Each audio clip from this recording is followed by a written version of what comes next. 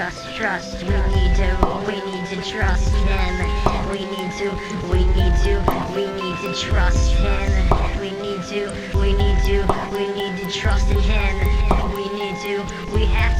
We have to trust in him. We gotta trust in him. We're gonna trust in him. We're gonna trust in him. We need to trust him.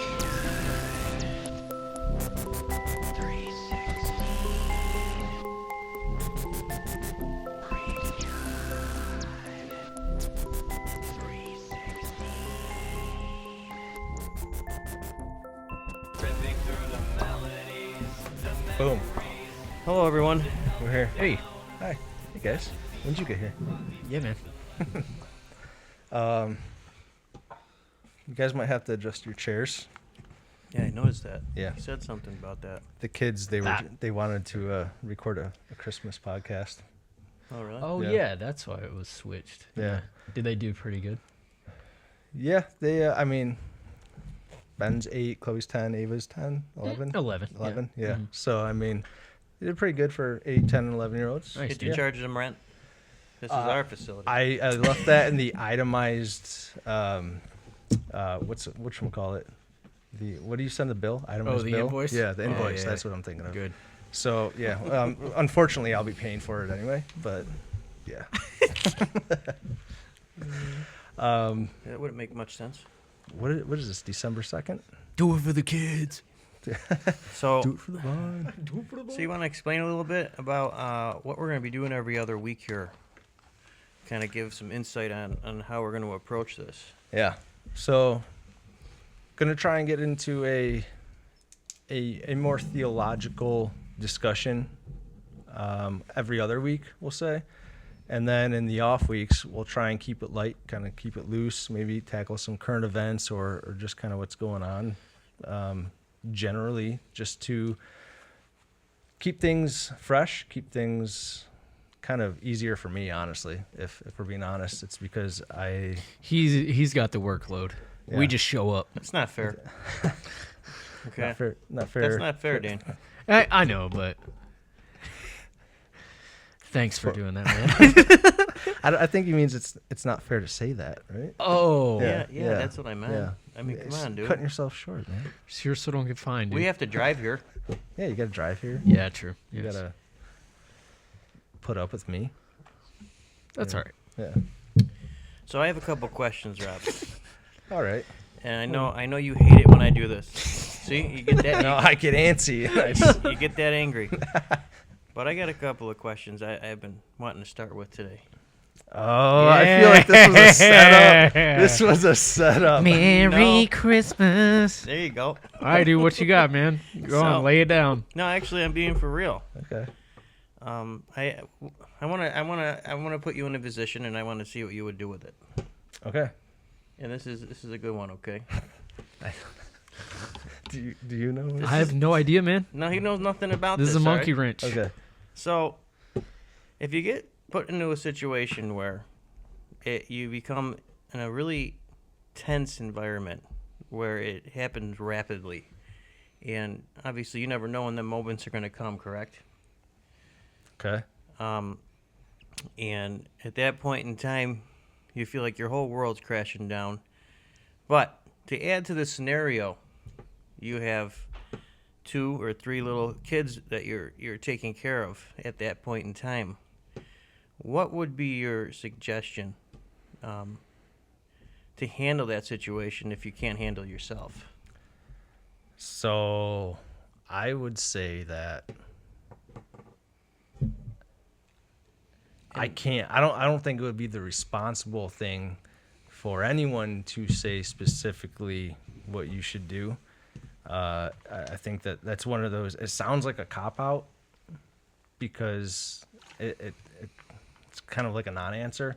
But this is like the pastoral response. I would say would be like you have to take that to God and pray about it and see what He wants. And I think there's biblical precedents to say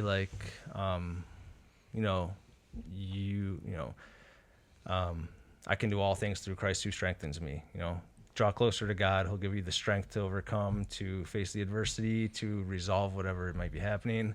And I also think that there's things that, like, you know, I think Jesus says in one of the Gospels, he says that, you know, if your right hand causes you to sin, cut it off, because it's better to enter into the kingdom without your hand than to be condemned to hell. So, like, if you're in a situation where you've tried everything and you still can't get out, obviously Jesus isn't promoting Do you self-mutilation. understand what I mean by that?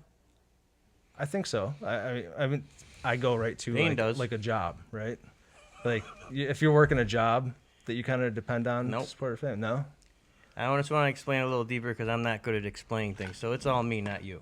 Okay. So what I'm talking about, say for instance, you have your 3 kids, right? Mm-hmm. And say you're out, you're driving in the car, all of a sudden you get a massive heart palpitation.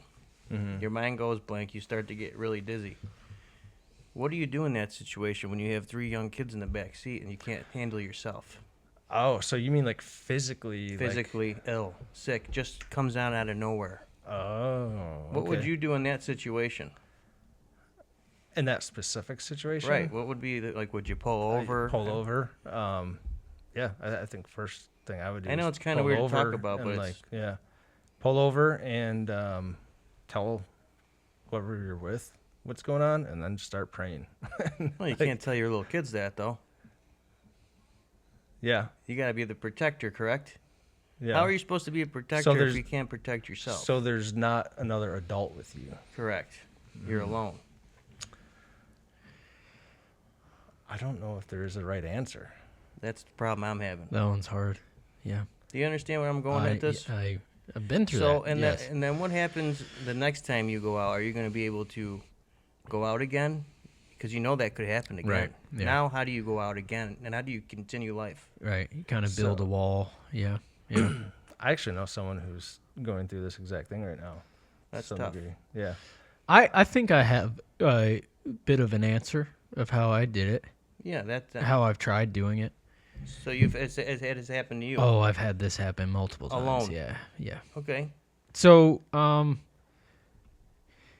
the first thing I learned with healing with mental health is that you have to realize that the timeline is a lot longer than you want it to be for healing. So, like, say, for instance, say that's the first time.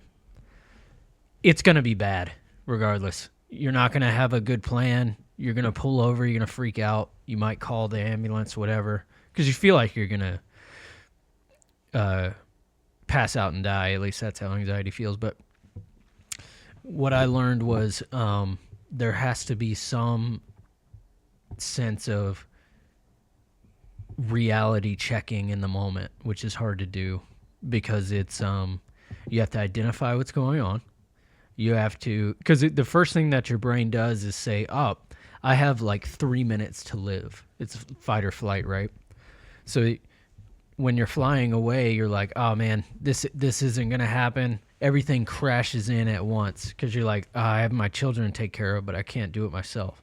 All I hear is my heartbeat. All I hear is, how long is this going to take? Where are people? How far away am I from people? What exit am I at? What if I pass out? and Yeah, they're what back if there alone? what are my kids going to do? Does my OnStar work? Like, Exactly. if I press that, is that going to work? Can I get my phone out? Is it close to me? Like, those are all, you know what I mean? Oh, I know what Yeah, you dude. mean. Those are all things that you learn, but then what stinks is, like, the short answer is you want it to be like, oh, this will never happen again. The stronger response is, when this happens again, I'm going to fix one thing at a time. So then That's good advice. when it happens, you stop your vehicle, stop whatever you're doing, even if the kids are screaming. Take a deep breath, realize where you are, focus on something to listen to, focus on something to look at, focus on something to feel. Just when you start crashing down, don't let it just keep pressing you. Just breathe in that moment. And then hopefully there's not enough distraction to where you can get back out.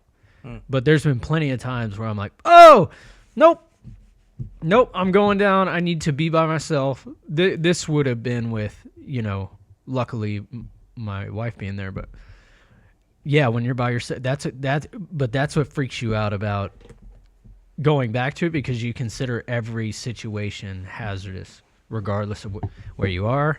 You could be at the best movie you've ever seen. You could be you could be watching your kids in a bounce house, and you start freaking out. Like They there's call it the silent killer. yeah, there's plenty of situations where it's like, nope, I just want to be home, and that your home is the only safe spot. Right. But yeah, dude, you have to anticipate that the timeline is going to be very long. This is just one part of it. At least was my experience. It's so real too. Like, and there's people out there, that don't struggle with that. I don't know if you struggle with that. And it's okay. It's a good thing. Yeah. But I'll tell you, if you ever have a chance to run into that, God forbid you don't, it's life or death. Yeah. And especially when you got young ones in the back seat, screaming and crying, and you can't feel like you can help yourself. Right. That's a scary thing. And the reason I bring this up is because we have to be able to relate to something in that moment. Mm-hmm. Exactly. You can read every verse in the world. You can recite. You can start singing worship music. That's not enough in that moment. What is enough? Right. What could be enough? So one thing, and not speaking from experience, but speaking from a secondhand experience, I guess. I'm not military. Dane, thank you for your service. Mm-hmm. My brother-in-law is military, twice deployed. He told me that one of the things that they would teach them, like especially when they were being deployed, is that when you find yourself in a moment of like high anxiousness like that, or if you just like feel yourself kind of spinning out of control, I supposedly there's a physiological response to this where they say it's very basic, but you breathe in through your nose, slow, 6 seconds, and Yep. then you exhale through your mouth 5. It's called box breathing, yeah. Box breathing? Or there's the box method. There's 4-4-4. And there's Okay. that one that you're talking. In 4, hold 4, out 4, or Okay. 5 or 6. Easier said than done. Gotcha. Right. So- Million ways to skin a cat, but Yeah. So I would suppose maybe that would be like my first, if I were to encounter a scenario like that, would I actually think of this? Who knows? I would like to think that that might be my first thought, to try and focus on my breathing, which then again physiologically kind of stimulates or unstimulates the other, physiological functionings and happenings at that moment, to try and begin the process of coming down. But that's like I said, that's what I would hope. I think I would do to try and accomplish that. I think that 90% of the people out there that deal with suicide have that problem. absolutely. I think if we could figure out how to wrap that up and get a definite, what's a mixture or some kind of something that would work like a complete cure, I think that they would cut the suicide rate by more than half. Yeah. I think that's the biggest thing out there. Because you feel hopeless, you feel like it can never get better, and what it does is it feeds on each other. Yep. If you don't, like, oh, I'm not going out, I'm not having that happen again, I'm going to cling to somebody to deal with it. Well, you can't cling to someone. Right. You got to cling to God. Yeah. What if you can't cling to anyone? Yeah. Right. Yeah. I wonder too, like if there's almost more of a, I don't want to say holistic explanation, but again, I don't want to keep saying this word, but a physiological cause or a trigger for it. Right. Like I've heard of people talking about how like they've struggled with anxiety and things of that nature, and then they went and got like their hormones checked out and everything like that, and they're like, whoa, your testosterone's low. Way low. And I guess testosterone, amongst a variety of things, anxiety and like kind of panic attacks and stuff, could be a cause of having like low testosterone. So TRT is a therapy for that. It's Yeah. a remedy for that. Yeah. And what if, And holistically, that'd be awesome. yeah, and like, dude, honestly, with everything that's out there today, like even receipt paper, like how there was a big thing with, what was it, BPP, was it BPP or Yeah, whatever, the liner that they would put in like food grade storages, like to like line the cans with. It was like a plastic kind of product that would prevent things from like leaking out and seeping through.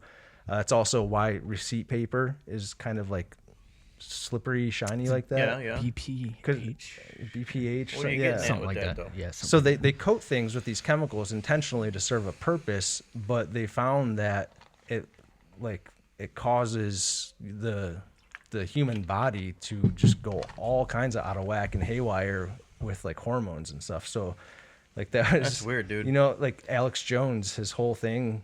Remember, I don't know how long ago it was, but he like freaked out and like had this really theatrical, like event storytelling, whatever, about how these companies were polluting and turning the frogs gay. And that was like a huge internet There's a meme about that. Yeah. Yeah, I remember that. And like everyone was like, oh, it's just Alex Jones doing Alex Jones things. Come to find out, like it was legitimately changing like the sex of these frogs. Yeah. And this was all byproduct of stuff that these companies are putting in like everything. So like I mean, Forever Plastics, like they say now, like I would not be surprised if we found out, or if we already found out and they don't say anything because we are so surrounded and dependent on plastics. If microplastics were getting in our bodies It's and like 10% of your body mass. Yeah. like causing cancer, dementia, Makes sense. Alzheimer's, all these things. And one, if you figure that out, like the world would stop if everyone just completely avoided and tried to eliminate plastics. Like, what's the alternative? You like starve to death because how much of our food is contained in plastic Water. products, water and plastic product. Yeah. So, like, I just think there's so much in our environment that could cause your body to go crazy that's probably one of like the first places that I would go to try and just at least like for the peace of mind of understanding like, okay, this is okay. Now I could continue on trying to figure out what do I have to focus on? And maybe it is like, I guess I would think it would be a better scenario if you did that because it's easy enough to do and you could get a definitive answer. Be like, oh, okay, I've been feeling this way because my hormones have been out of whack.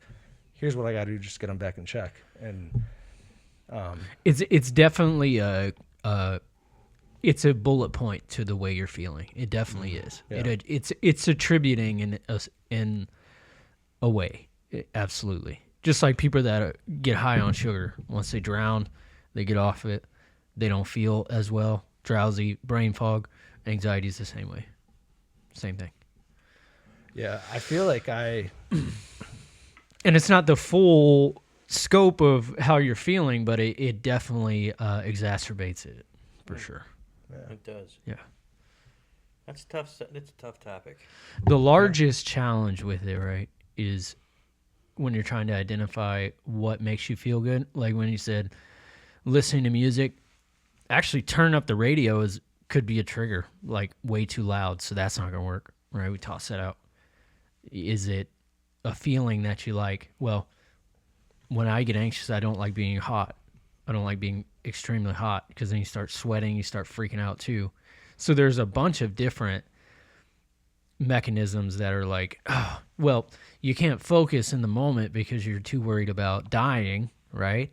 So it's hard to actually focus on what you need to focus on and comfort and soothe because your brain is scattered, right? Correct. Like people lose their ability to talk if they're too like, it's like psychosis, right? They get manic, right? Or the physiological response to anxiety too is like that fight or flight. Your blood shoots to your primary organs, just like in a traumatic moment with right after a car wreck. It's trying to save your organs, so you lose feeling in your fingers. You get tingling in your face, like all that stuff. At that same moment, you have to start thinking of stuff to soothe. That's what makes it so hard because it's like you could continue on this road and pass out, or you could start. When it starts coming in, you just one thing at a time, and just push it back out. But that's a journey of like years and years of practicing that. It's almost like meditate. You have to meditate, dude, in the moment, which is insane. Most people don't make it that far. No, they don't, and then they freak out and it collapses, and then unfortunately they make a decision. But Yeah. It's a tough one, man. But, Rob, you don't have to look so serious. Just serious. I don't know. I mean, Kind of in the dark here, Phil. That's all right, Rob. no, I honestly, I feel like, I mean, I'm a human, you know. I'm a husband, a dad. Like, I have a mortgage and all these responsibilities. But I always feel like when I do get anxious, I feel it, like, more physically, less emotionally, if that makes sense. Like, good. logically, I'm like, okay, I got to do this, I do that. I can control this. I can't control that. But then I'll be like, dude, why does my chest feel heavy right now? Or, like, why am I, like, why am I getting, you know, why does it feel hard to breathe or something? But then, like, again, because my mind doesn't wander or doesn't tend to wander so much, I can Yeah, so you usually stop it kind there. of, right. That's what you get, you know, that takes practice. Yeah. Definitely. It's when you keep feeding it, you know. Right. Yeah, I don't know. And like for a long time too, like I've always struggled to breathe out of my nose. So like that whole the box breathing stuff. Remember when my brother-in-law told me that? I was like, well, that's cool, but it wouldn't help me because I can't breathe through my nose. So like, Yeah. sometimes I wondered if that was part of my issues too. Was just like getting anxious because I'm trying to breathe and like I can't. It's the same with the bag thing, right? Yeah. It's not doing anything for you. All it's doing is illustrating that you're breathing. Right. It's just showing you Yeah. out, Yeah. in, out. It's not doing anything else. If anything, Yeah. it's restricting your breathing. Right. But it's a way to physically see and identify that you're breathing, and hopefully that calms you down.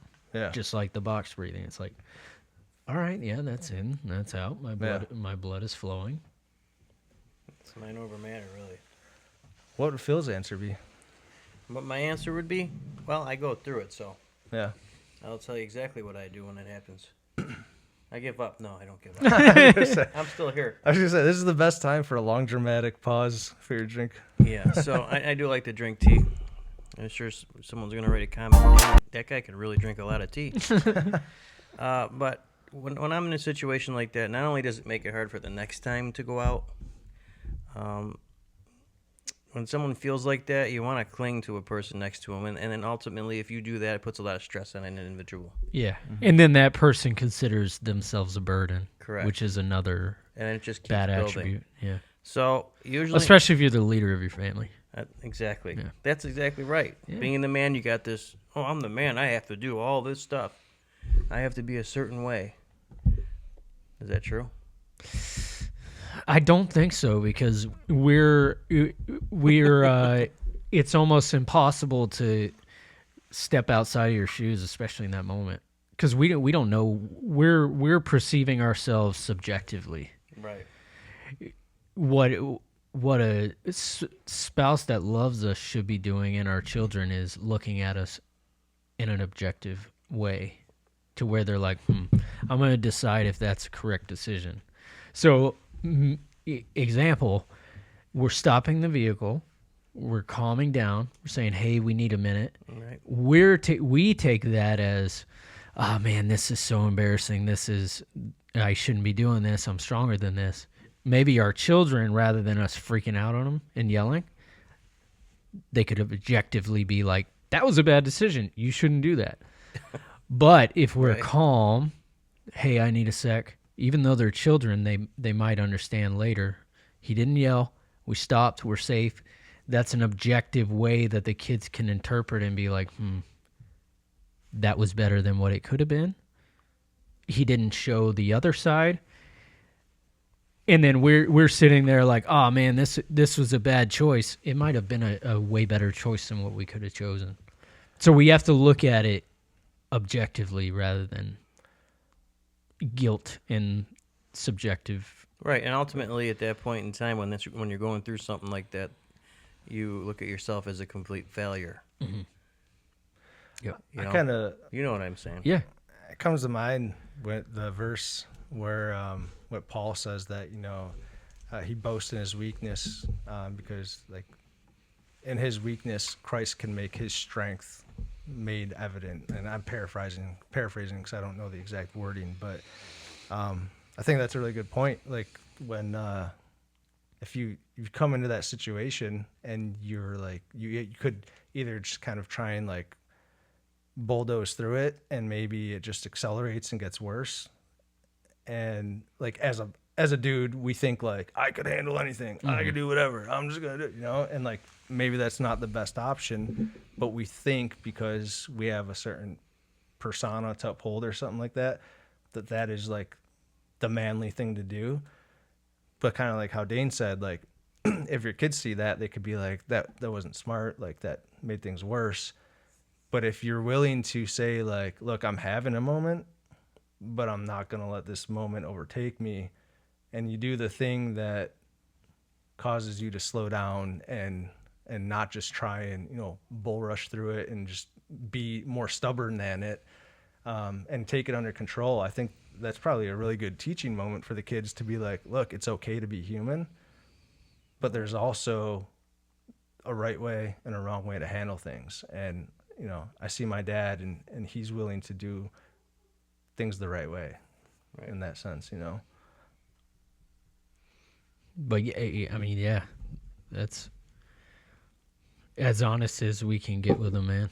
We just have to be like, hey, we need a second, man. Like that's better than continuing to ramp yourself up, getting agitated, freaking out, and then having to say you get to a point to where you're calling the authorities and you're freaking out. Imagine how that looks Right. to them, right? Whereas we could have treated it as, all right, let's just take a minute, breathe, get our wife on the phone, talk through it, it's done. And then the kids will give us grace after that. And they're like, oh, yeah, that was great. Dad just stopped on the road, something like that. Yeah, how would Phil? Do you want me to finish? Oh, yeah, dude. I knew you were going to go back to it. Yeah. So what do I do? Yeah, how In that like situation, you want me perfectly honest with you? I haven't found a solution. so you just kind of No, I haven't found a solution. I'm not going to sit here and pretend I did. So what I do is I just keep fighting. You deal with it when it comes. yeah. And I'm not going to let it win. And that's how everyone should be. You can't let it win. And I always thought, you know what? Everyone's got a breaking point. How many times can I endure this and not break? Until I'm dead. Because I have to. You have young ones. And I believe family is worth fighting for. Now, would I be different if I didn't have kids? Maybe. I probably would be. But Yeah. you know where I'm going? You know what I Right. mean? Is there an easy way out? Sure. Go home and get drunk for the night. Yeah. That, right. Take So it. so one right. So the going home and giving up that's giving yourself a wound. And that's failure. Right? If we stand up to it and get through the day and be done, that's armor. That's awesome. It's not a wound, it's armor, right? Right. And God's plan is how much armor he wants us to have, but it's our choice whether we open the wound and just go home and give up. No. It's not an option with family. Right. That's not for Because me. remember, we can't assume the timeline. God's making this for us. He's given us this tribulation for a reason, That's right. right? We can't, it's our choice whether we, give up, but he's like, hey, man, yeah, unfortunately, I'm going to test you, and let's see what you do. Yeah, that's always a hard part too, is like, scriptures say that God won't give us anything more than we can handle, right? And if he does, he'll give us a way out of it. But when you're going through stuff, it's like, so God, you really think that I'm handling this right now? Well, it And could I think could be an underestimate. It might be an underestimation of how strong your actual soul is. So Right. when you do die, he's gonna when he gives us that stone, he's like, "Hey, man, you got through this. You were a warrior, man." Yeah. That could be how it is. And I think that's kind of What better reward than that? Yeah. You got through it, man. Good job. like, yeah, when you're going through stuff, like I think of like a UFC fighter or something. You can't tell me any one of those dudes love to get punched in the face Yeah. the way they do repeatedly. You're gonna get punched. But they go into that fight like willing and probably somewhat excited not because they Right. think they're going to get beat up, but because for whatever reason they feel like that's their calling, like that's what they're supposed to be doing, and they do it. And I think it comes down to, like, do we really believe God in a sense too? Like, if we're going through something and God has allowed it, then we have to believe that we can overcome it, that like we can endure it. Otherwise he wouldn't have let it happen to us, right? But it doesn't change the thoughts and the emotions of actually going through it, you know. There's a lot more people out there than you think to deal with it. I'm sure. There's a Way lot of people more. that put on the front, and I know we have to wrap it up here, but there's a lot of people that deal with this, and I think that one thing that really worked for me is finding two guys that you can talk to. That's huge. You know, someone that you can relate to, someone that you can, if you know, no matter, it all comes down to trust. You have to find someone that you know has got your back, and then when you have something like that, and you can just call, pick up the phone, tell them whatever you need to tell them, it's worth it. That's like you said, you got to put the armor on. If you're gonna fight this crap, you got to put the armor on. That's Yeah, all man. there is to it. If you don't got it, you're not gonna make it, Yeah. and that's all there is to it. And I think that's why we stay so tight to Christ. For sure. And we do want to help people out there deal with this. That's the ultimate goal, Yeah. to fight, Agreed. right? Yeah. So, I know we just came up with this out of nowhere, That's all right. but It's a in good fact, one. you know what? This is this is like the least you've ever talked. I'm okay with it. No, I mean, I enjoyed it. did you enjoy it this I time? did. I did. Maybe I should have sat in the middle. You know, it's all you, man. I'll scoot over. So, I just wanted to touch on that. I think Dane, what do you think, buddy? Yeah, man. It's so hard to just like think about like why am I so weak? But maybe we're not. Again, that's a subjective look. Because then Maybe right you're right. we talk about gratitude, right? Because we're gonna take this small hour, whatever it may be, of the panic attack, whatever it may be, and we're gonna define that as our life, right? Whereas we could write an entire book of everything good, and your family could too, about you, 100%. right? And this isn't only a burden for the man, by the way. This isn't Right. postured for that. This is for a family dynamic in general. Yeah, right. But from a man's standpoint, historically, there's a lot of things on your plate. So like when you don't feel like you're enough for your children or your wife, that's not, you might think that in that moment, but that's not necessarily true, man. Because they rely on you just as much as how close is my phone to me? Where is my wife? What is she doing? Will she answer the phone? She will. She definitely will. And then God's gonna get up there and be like, "Hey, man, I made you spiritually 6 foot tall. Why are you working at 3 feet right now? You know." and that's what's gonna be awarding when we get up there is like, I'm glad you fought that fight, right? Because He could show us Jesus's life right in front of us too, and be like, "Hey, man, look, I fought for you too. You fought for me. Great job." Right. Yeah.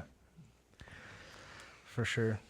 Did you read that one? I did. The thing? Yeah. I did. Dude, we got to nothing of anything else, which is fine, but that's where God took us. Wait, but you said you had something though, right? Or did you wanna? I did. It's almost complete 180, Yeah. but man, it's up to you. If I don't feel, I think you need to get going. But He's blaming. He's right though. I do. You want to close this out and then Why are you smiling you have like to edit. that? Oh, it's 8:00. Yeah. Time went quick. what time? Why are you smiling What like time that? do you have to be done? Because I was gonna say we could close this and then just start up a new one and do another 20 minutes, but it's 8:00, so I that way think we that- have two on deck. I think this went well. Yeah, for sure. Would you like to close this out? Sure. Yeah, man. Are you asking me to pray? Yeah. Oh man, I'm not good at that. We're all, dude. Okay. Like all right, you let's just do it. said, we psychoanalyze ourselves, right? Yeah, dude. Every Yeah. day. All right. Cool. All All right, just close your eyes. Don't look at me. All right.